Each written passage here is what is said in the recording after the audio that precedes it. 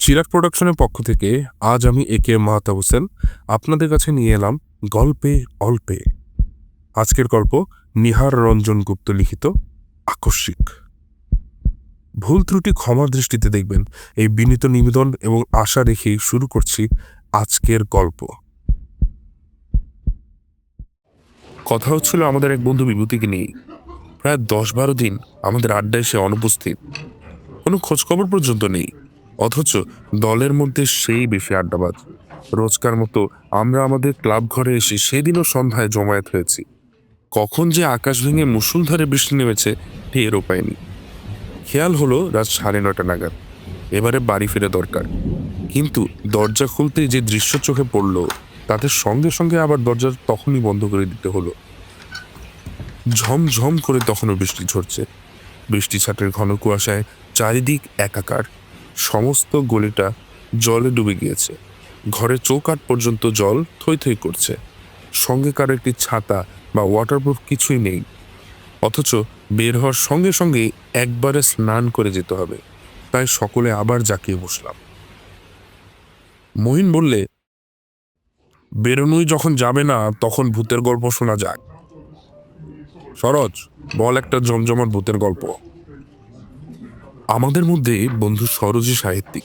শুধু সে সাহিত্যিক নয়, চমৎকার গল্প বলারও তার একটা ক্ষমতা রয়েছে। কিন্তু মহিনের প্রস্তাবে বাধা দিল বিবেন্দু। বললে, না, সচিনের নতুন কোনো ম্যাজিক দেখা যাক।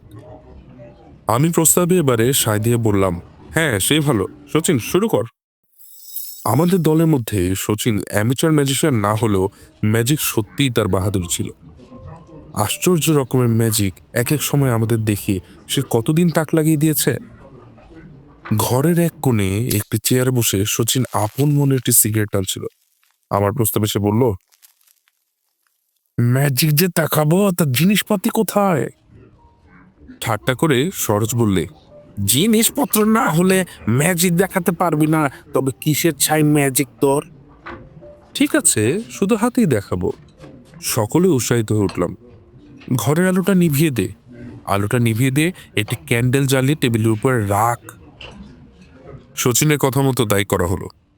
একটা মাত্র ক্যান্ডেলের আলো ঘরের মধ্যে অদ্ভুত আলো ছায়া সৃষ্টি করেছে।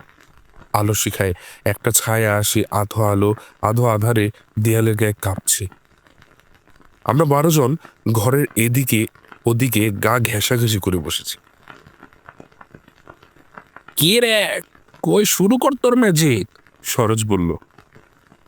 চুপ কর, কথা বলিস না, ভারী গলায় বলল সচিন। তারপর সবাই চুপচাপ 1 মিনিট 2 মিনিট প্রায় 15 মিনিট কেটে গেল। সবাই অধৈর্য হয়ে উঠেছে। এমন সময় সরোজ আবার প্রশ্ন করলে, কি রে সচে, ঘুমালি নাকি বাবা? দরজাটা খুলে দে, কে এসছে দেখ, সচিন বললে। সত্যি জলের ছপ ছপ একটা শব্দ সকলেই আমরা শুনতে পেলাম। শব্দটা ক্রমে এগিয়ে এসে বন্ধ দরজার কাছে এসে থামলো। তারপর দরজার গায়ে শব্দ উঠল, টুক টুক। কে? আবার শব্দ, টুক টুক। আমি উঠে গিয়ে দরজাটা খুললাম। সঙ্গে সঙ্গে একবার বিদ্যুৎ চমকালো। সে খানিক আলোর দীপ্তিতে দেখলাম কে যেন একজন ঠিক দৌড় গড়তেই নিঃশব্দেই দাঁড়িয়ে আছে অস্পষ্ট ছায়ার মতো। কে? কিন্তু আগন্তুক আমার প্রশ্নের কোনো সাড়া দিলেন না। খানিকটা জমাট কুয়াশার মতোই যেন পাশ কাটিয়ে ঘরে গিয়ে ঢুকতেই আমি দরজাটা যখন বন্ধ করেছি, সঙ্গে সঙ্গে দমকা হওয়ায় ঘরের একটি মাত্র ক্যান্ডেলের আলোটি নিভে গেল। মুহূর্তে নিশ্ছিদ্র অন্ধকার চারিদিকে গ্রাস করল। এবার সচিন প্রশ্ন করল, তুমি কে? আমি বিভূতি। চাপা দীর্ঘশ্বাসের মতো স্বাভাবিক গলায় সাড়া এলো। বিভূতি? বিভূতি কে? বিভূতি চক্রবর্তী। হাত বাড়িয়ে দরজাটা ঠিক কাছের দেয়ালেই একটি সুইচ পেলাম। খট করে একটু শব্দ হলো মাত্র, কিন্তু ঘরের আলো জ্বলল না। আর ঠিক সেই মুহূর্তে মনে হলো কে যেন আমার পাশে দাঁড়িয়ে একটি দীর্ঘ নিঃশ্বাস ছাড়ল। নিজের অজ্ঞাতেই 2 পা পিছিয়ে একেবারে দেয়াল ঘেঁষে দাঁড়ালাম। ভয় তখন আমার গলা পর্যন্ত শুকিয়ে গিয়েছে। হঠাৎ এমন সময় মনে পড়ল, বিভূতি, বিভূতি চক্রবর্তী, ও হ্যাঁ, আমাদের বন্ধু। তবে সঙ্গে সঙ্গেই ভয়টা কেটে গেল। সৎসাহসে বললাম, বিভূতি তুই?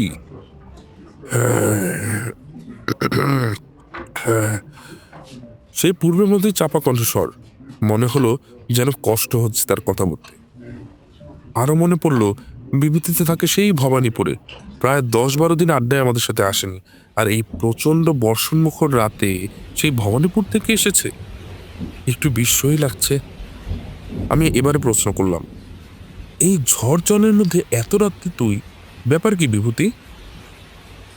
বিভূতি আমার প্রশ্নের কোনো জবাব না দিয়ে শচীনকে সম্বোধন করে বলল, শচীন, আমাকে তুই ডেকেছিলি কেন?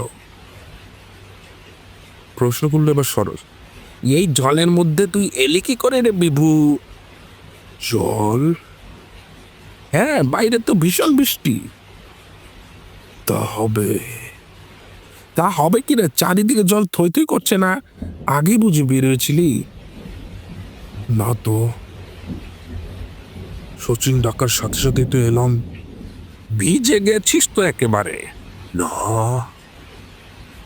বলে কি বিভূতি, ওর মাথা খারাপ হয়ে গেছে নাকি? হঠাৎ আবার বিভূতি বলল, আমি যাই ভাই। যাবি কোথায়? যাবি এই বৃষ্টির মধ্যে?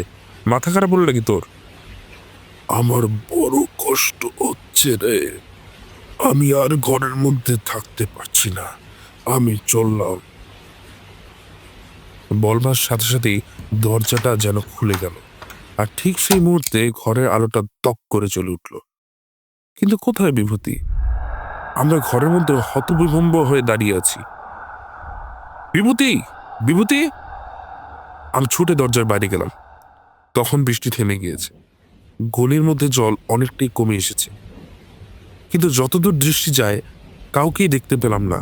কেবল জলের মধ্যে কারো হেঁটে যাওয়ার ছপ ছপ শব্দ কানে ভেসে এলো। পরের দিন দুটো সংবাদে আমরা জানতে পারলাম।